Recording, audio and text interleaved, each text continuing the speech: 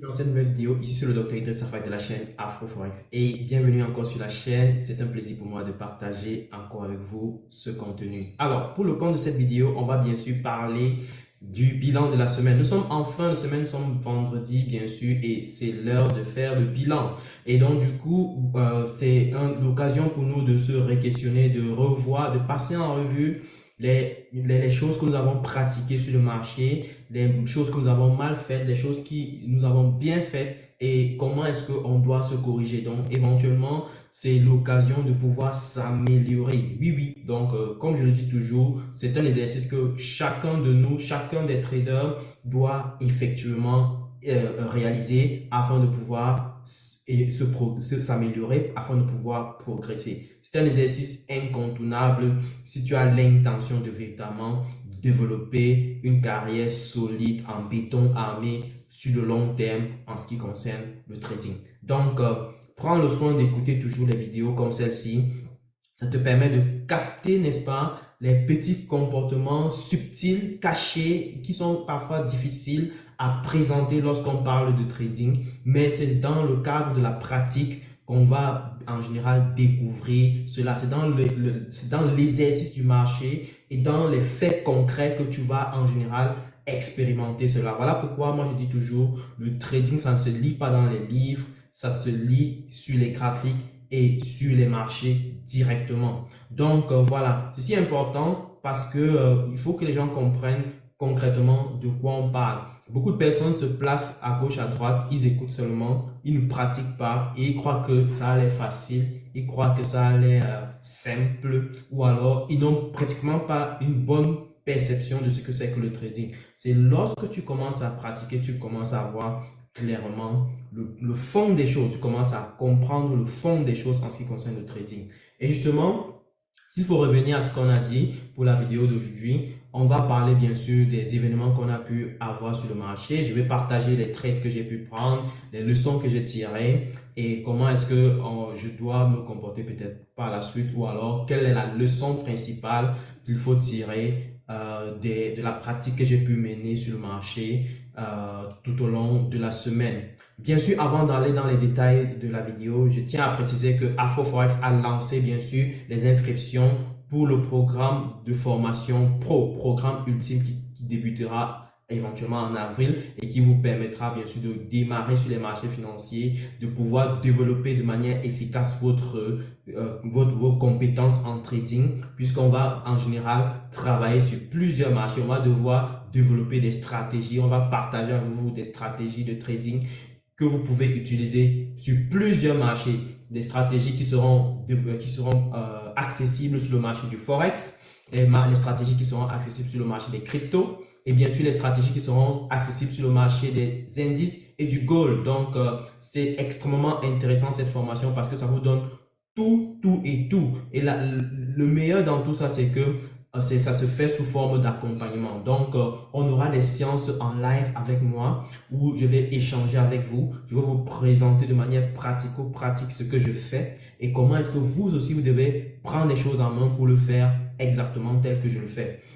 Donc, ça vous permettra de rapidement prendre les choses de manière pratique, de prendre les trades et que je vous corrige. Donc, je serai là pour corriger clairement ce que vous faites sur les marchés financiers afin que vous vous améliorez. C'est très important dans un contexte où on veut réellement performer, développer sa compétence de manière solide. Donc, vous aurez l'occasion ici, n'est-ce pas, d'échanger avec moi comme vous voulez, quand vous voulez. On pourra avoir même des séances one-to-one, nous deux simplement. Comme ça, je peux échanger avec vous, je peux vous donner tous les éléments nécessaires pour que vous puissiez exploser sur ce marché. Une autre chose que je tiens à préciser, c'est que c'est l'occasion également pour nous de partager des stratégies qui vont vous permettre de pouvoir vous réussir les évaluations des entreprises, n'est-ce pas, afin d'avoir accès aux capitaux que vous pourrez désormais trader. Oui, j'ai l'habitude de le dire ici, en 2024, si tu trades encore ton propre capital, c'est que ça ne va pas dans ta tête, c'est qu'il y a un problème. Et donc, du coup, tu dois absolument prendre avantage du marché avec tout ce qui se passe. Il y a des entreprises qui offrent du capital que vous pouvez trader et donc du coup, tu as l'occasion ici de jouer sur ce levier-là, de ne pas dépenser de ton argent, mais de jouer sur ce levier-là pour pouvoir trader et partager des grosses sommes. Oui, oui, des grosses sommes d'argent. Donc, si tu es capable de gérer un capital de 100 000, 200 000, 300 000, 1 million, sache que tu vas faire des super gains que tu n'aurais même pas pu réaliser s'il s'agissait de trader ton propre capital. Donc, c'est une aubaine ultime. Voilà pourquoi la compétence est la clé ultime. Et donc, du coup, le programme de formation pro est adapté à tout ça parce qu'on travaille de fond en comble pour que vous puissiez réellement réussir dans ce sens-là. Donc, tous les étudiants qui finissent de là sortent avec des stratégies qui vont les permettre d'aller vraiment chercher ces capitaux-là. Et ça ne veut pas dire que lorsqu'on termine le programme, je vous lâche. Vous pouvez continuer à discuter avec moi et continuer à échanger, me poser vos questions en privé pour que je puisse répondre. Donc, c'est un partenariat pour la vie, on va dire ça comme ça. Donc, voilà. Ceci étant dit, si vous êtes intéressé, sachez qu'il y a des promotions ultimes actuellement pour 10 jours seulement, pour 7 jours pardon seulement, et pour les 10 premières personnes qui vont nous contacter après cette vidéo. Donc, prenez le soin de nous contacter le plus rapidement possible. Je vais mettre le numéro en premier commentaire de la vidéo. Donc, allez-y, contactez-nous et vous aurez tous les détails de la promotion actuelle et ça vous permettra de rapidement joindre et réserver votre place. Donc, si vous avez des questions par rapport à tout ça, le numéro se trouve en description. Bien, revenons maintenant à la vidéo. Alors, je disais tantôt que on a eu une semaine assez intéressante et la semaine a été bondée d'annonces et on avait une semaine où on devait avoir les publications du NFP, n'est-ce pas, du Non-Farm Payroll ou alors du Non-Farm Employment Change, qui est une annonce très cruciale dans le cadre des indices, dans le cadre du Forex, dans le cadre même dans le cadre des indices et du Forex principalement. Donc, du coup, déjà, j'avais fait des vidéos en prélude, n'est-ce pas, de cette annonce-là, en faisant comprendre sur les annonces que on pourrait avoir une grosse baisse du dollar, sinon, on pourrait refaire un retournement du dollar à partir de mercredi. Je vais partager mon écran pour qu'on revoie les choses en clair. Donc, en fait, ça tout part du principe qu'on avait plusieurs annonces qui devaient être publiées, le mercredi, n'est-ce pas? On avait d'abord des annonces en prélude le mercredi sur le Non-Farm Employment Change en ADP. Donc, je vais revenir dessus. Donc, Non-Farm Employment Change en ADP, on le trouve quelque part là. Donc, si je vais à mercredi, ok, on est là. Donc, on voit bien qu'on avait le Non-Farm Employment Change, n'est-ce pas, qui devait être publié là. Et j'avais dit tantôt que le dollar de base, partant de lundi, devait chuter, ok? Et tout dépendrait maintenant de ce qui devait se passer ici, là.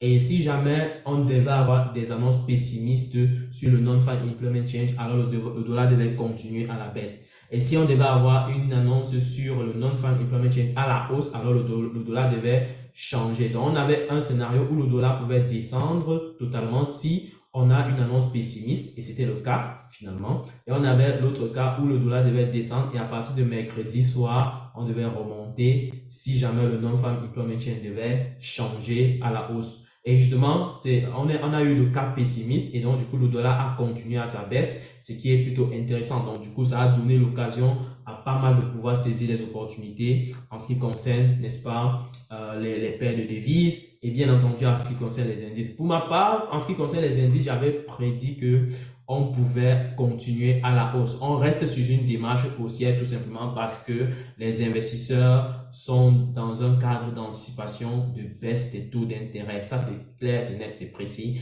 Et donc, du coup, on peut avoir peut-être des petites rechutes des indices, mais ça va préparer en général des remontées. Ce que j'ai remarqué en tout cas jusqu'ici. Et tant que les banques centrales ne commencent pas à baisser même quand elles vont commencer à baisser les taux d'intérêt, les indices vont continuer à monter. Après, maintenant, on va commencer à avoir des petites paniques qui vont revenir. Et c'est là où les indices vont commencer à faire des petites chutes, n'est-ce pas? Des petites chutes. Et là, le cycle va recommencer. On va partir pour une crise. Donc, voilà. Donc, c'est comme ça que ça fonctionne. OK, donc du coup, on reste sur une tendance haussière jusqu'ici avec les indices. Quel que soit l'indice, je prends le DAX, le Nasdaq, le US 30, le S&P 500, Pareil, c'est la même tendance. Je n'ai même pas besoin de regarder un indicateur pour savoir si on est sur une tendance haussière ou pas. Donc, je reste focus sur la tendance haussière. That's it. Donc, du coup, ça, ce qui était prévu. Donc, du coup, pour la journée de vendredi, qu'est-ce qu'on a eu finalement aussi? On a eu une baisse, enfin, une hausse du non-farm employment change, mais une baisse du chômage, enfin, une augmentation du chômage, pardon. Ce qui fait que le dollar en soi a encore continué sa tendance baissière. On peut percevoir ça ici. On a bousculé à la baisse, mais là, bon, on est en fin de marché et on est en train de tenter une remontée. Donc, est-ce que ça va remonter tel qu'on le voit? Je ne pense pas. Éventuellement, à partir de la semaine prochaine, on va voir ce que ça va donner. Restons focus, c'est ça qui est important. Maintenant, quels sont les trades que j'ai pu prendre au cours de la semaine? Il faut dire que j'ai pris 3 trades environ. On a eu un premier trade sur le Nasdaq que j'avais pris environ la journée de mardi. Donc, si je ne me trompe pas, oui, la journée de mardi. Donc, j'avais pris le trade quelque part ici, ok, parce que je voyais un rejet, parce que j'anticipais qu'on pouvait remonter, aller chercher les niveaux plus hauts. Et qu'est-ce qui s'est passé finalement? On a eu retournement et je suis sorti. Donc, j'ai été éjecté du trade quelques minutes après, donc quelques heures après. Et donc, du coup, bon, là, on attaquait, c'était tout autour du marché américain. Donc, là, quand on a attaqué clairement la fin du marché, on a eu un gros rejet. Déjà, il faut noter que le Nasdaq chutait déjà depuis lundi, n'est-ce pas? On peut voir ça ici. Ça chutait déjà depuis lundi. On voit que on a bien chuté, n'est-ce pas? On a chuté légèrement lundi, on a chuté brutalement mardi et on a fait un gros rejet à partir de mardi soir. Donc, on voit ce gros rejet qui s'est manifesté et qui a terminé la journée vraiment avec une très belle pression haussière. Et là, du coup, moi, je suis entré à la journée de mercredi, quelque part là. Donc, je suis entré quelque part là. Ok. Et une fois que je suis entré, bon, moi, mon target était mon target est à, puisque je suis encore sur le trade en question, donc je n'ai pas encore terminé le trade, mon target est à 18 480. Donc, 18 480 à la base. Donc, c'est 18 480. Je ne sais pas si je vais clôturer le trade dans environ 18 500. On va simplifier comme ça. Donc, mon trade est à ce niveau. Et mon stop loss est quelque part derrière là. OK? Donc, quelque part derrière là. Donc, ce qui nous fait quoi? Un risk reward de voilà, environ, environ 3 pour 1, quelque chose comme ça. Donc, c'est pas mal. 3 pour 1 pour la semaine, c'est pas mal. Donc, j'avais déjà été sauté sur un premier trade, mais je voyais clairement que on devrait aller chercher un niveau optimal de trading pour pouvoir, bien sûr, pousser une tendance fortement haussière. Et justement, le niveau optimal que le Nasdaq est venu chercher finalement, c'était un niveau très bas des 17 830, n'est-ce pas? Et là, qu'est-ce que ça a donné? Ça a donné un gros démarrage haussier. Et là, je suis entré ici. Quand je suis entré, on est bien parti à la hausse la journée suivante, mais on est revenu vers le bas. Donc, vous voyez que à ce niveau, qu'est-ce qui devait se passer? Pour quelqu'un qui n'est pas patient, c'est clair que, ou alors qui n'était pas certain de son trade, ou alors qui n'avait pas confiance à ses prises de position, forcément, quelque part, ici, il devait sortir. On est d'accord. Donc, parce que on est retourné quasiment à break-even encore avec le trade, alors qu'on avait déjà réalisé un très bon profit, n'est-ce pas? Mais on revient à break-even. Donc, le fait qu'on revienne à break-even, ça, pour quelqu'un qui n'a pas la psychologie, il ne pouvait pas tenir. Ça, il faut être clair là-dessus. Donc, quelque part, moi, je dis toujours, une chose, c'est de pouvoir maîtriser la stratégie. Une autre chose, c'est de pouvoir travailler son mental. Tu dois être capable de travailler ton mental et d'accepter, d'être prêt à accepter les pertes. Tant que tu n'es pas prêt à accepter les pertes, tu ne pourras pas commencer à gagner en trading. Ça, c'est une leçon ultime que chacun doit garder en tête. Si tu es trader débutant, trader intermédiaire ou professionnel, même peu importe, ok? C'est une leçon cruciale en trading. Tant que tu n'es pas prêt à accepter les pertes, sache que tu n'es pas prêt à accepter de gagner. C'est la même chose. Donc, que tu vois. Donc, c'est un peu comme si tu voyais le verre à moitié plein ou le verre à moitié vide. C'est la même chose, en fait. Donc, tant que tu n'es pas prêt à accepter des pertes, tu n'es pas prêt à accepter aussi de gagner en trading. Donc, tu n'es pas prêt. Tu n'es pas prêt à recevoir des profits. Il faut être conscient de ça. Donc, du coup, pour moi, ayant pris un trade, il faut assumer, clair et net, il faut assumer tes décisions. C'est ça que le trading t'apprend. Assumer tes décisions jusqu'à la gare, jusqu'à la fin. Donc, on monte là, on fait un bon profit, mais on descend, on revient à break-even qui pouvait créer une zone de turbulence dans notre mindset, dans notre psychologie, mais on est resté debout, on est resté focus. Qu'est-ce qui s'est passé? Le prix est remonté violemment, n'est-ce pas, à la journée, à la même journée, et on est allé chercher les 329, donc enfin 18 329. Et là, qu'est-ce qui s'est passé? On a rechuté en fin de journée pour reprendre, n'est-ce pas, à la journée de vendredi. Donc, on voyait qu'on a repris à la journée de vendredi. On allait tester les 18 400, n'est-ce pas? 18 400.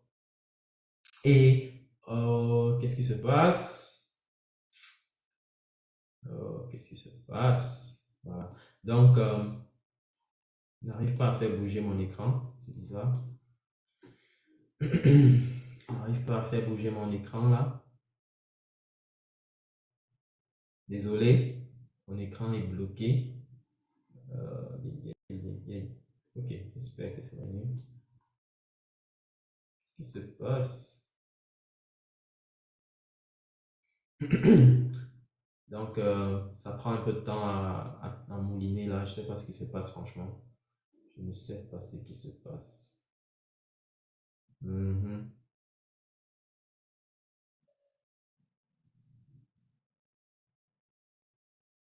Je ne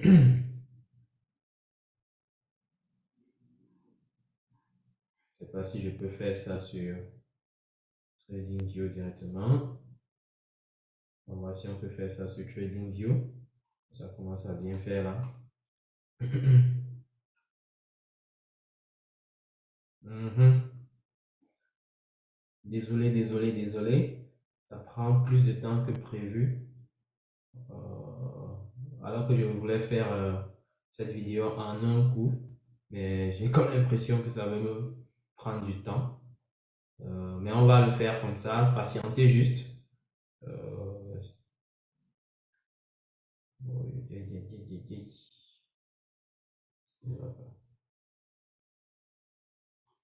je vais fermer ça.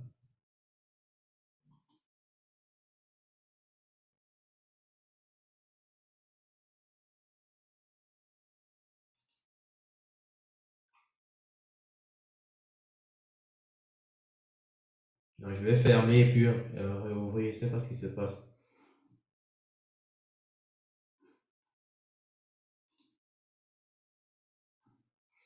Voilà, donc je vais fermer ça. Ça prend plus de temps que prévu, mais on va continuer sur TradingView directement. On va pas perdre de temps.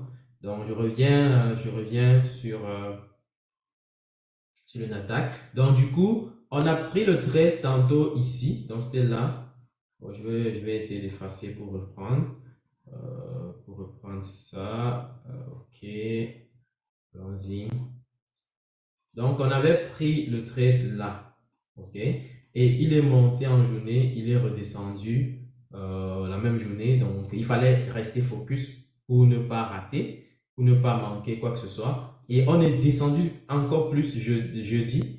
Et à partir de jeudi, on est monté en violence. Donc, vous voyez, on est venu chercher quasiment les 18 300, quelque chose comme ça, pour rechuter en fin de journée. Donc, après ça, la journée de vendredi, on tente une belle remontée, mais on ne part pas chercher les 18 500. On part toucher 18 400, mais on descend en brutalité. J'ai comme l'impression que toucher les 18 400, c'était assez pour les traders ici. Donc, on a eu un gros, gros, gros rejet qui s'est manifesté tout à l'heure. Donc, du coup, pour moi, j'espère une belle remontée ici, n'est-ce pas? On va voir ce que ça va donner en fin de journée. Donc, je suis encore sur le trade de toute façon. Je pense que si on revient au niveau des 18 400 là, ce sera assez correct. Donc, parce que je m'attendais à 18 500, mais finalement, je vois que les 18 400 sont, avec la violence que le Nasdaq prend souvent, c'est très fort possible.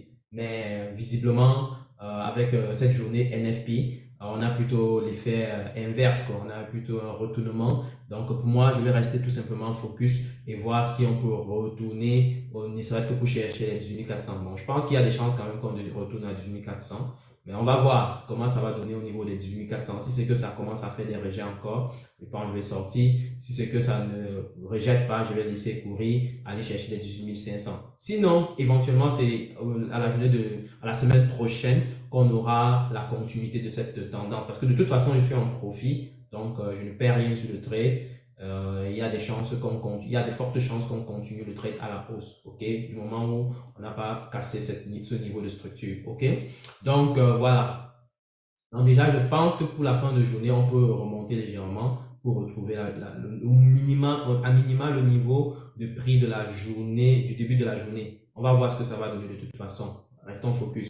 Même chose, j'ai pris également le trade sur le US 30, n'est-ce pas? Donc j'ai pris le trade sur le US 30 et justement pour le US 30, je l'avais pris au cours de la journée de mercredi, n'est-ce pas? Donc on va regarder ça rapidement ensemble.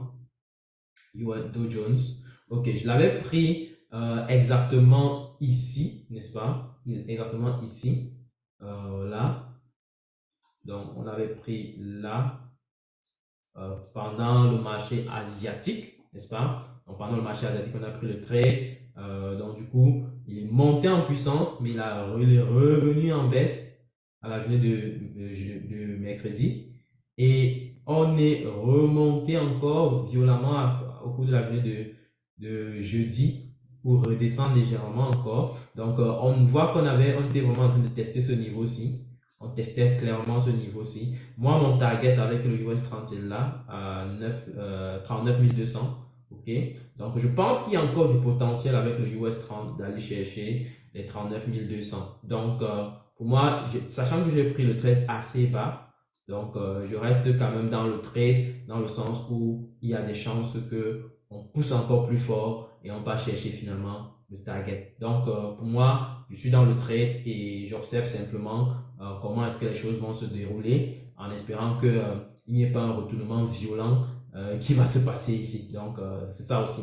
Ça aussi. Donc, du coup, au fini, j'ai pris 3 trades, n'est-ce pas? 3 trades. Il y a un premier trade qui m'a sorti, dont j'ai été sorti, le trade sur le Nasdaq, où j'avais pris à la journée de mardi même, où j'ai été sorti. Donc, c'était aux environs d'ici. Je vais revenir sur le trade sur le Nasdaq. Donc, quand je reviens sur le Nasdaq, j'avais pris un trade aux environs d'ici, n'est-ce pas? Et j'ai été sorti en journée et j'ai laissé le marché courir. Et donc, du coup, j'ai repris un nouveau trade. Donc, ce qui fait que là, actuellement, je suis en profit, mais c'est clair que il y a une bonne partie de profit que j'ai laissé sur le marché avec cette descente-là. Mais c'est parce que j'espère qu'on va remonter pour aller chercher plus haut. Donc, je reste quand même focus. On va voir ce que ça va donner de toute façon. Restons concentrés. Et ça, c'est pourquoi est-ce que je laisse le trade courir comme ça? C'est parce que j'ai juste confiance au pattern que j'observe sur le marché. J'ai juste confiance à l'évolution, à comment est-ce que, à la dynamique du marché en fait. Je reste confiant à la dynamique du marché. La dynamique du marché pour moi reste très haussière et donc du coup, j'essaie de rester dans cette démarche-là pour prendre avantage au maximum possible des hausses qui peuvent se prononcer sur le marché. Donc voilà pourquoi pour moi, je suis encore purement haussier sur le Nasdaq et on va voir ce que ça va donner. Donc on reste focus. Donc voilà un peu les trades que j'ai pris. Donc la leçon principale qu'il faut garder en tête principalement, c'est quoi? C'est que il faut tout simplement être capable d'accepter il faut être capable d'accepter des pertes pour pouvoir accepter les gains. Si tu n'es pas psychologiquement prêt à accepter des pertes en trading, tu ne pourras même pas être psychologiquement prêt à accepter des gains. Parce que le moment où les gains vont arriver, tu vas paniquer et tu vas très vite couper. Et au moment où les pertes vont arriver, tu vas être tu vas pas aussi accepter et tu vas laisser courir et donc du coup, tu vas laisser courir les pertes et donc tu vas couper vite les gains. Donc tu vas faire tout l'inverse de ce qu'on recommande en trading qui est de couper vite les pertes et de laisser courir les gains. Donc pour moi, sachant que ça c'est un gain, moi je laisse courir personnellement et on va voir ce que ça va donner sous peu. Donc voilà un peu pour la quintessence de cette vidéo. J'espère qu'elle t'a plu, j'espère que tu as tiré des leçons importantes et désolé encore pour le petit malaise que le logiciel MetaTrader nous a donné, mais peu importe, on va continuer tout simplement le travail,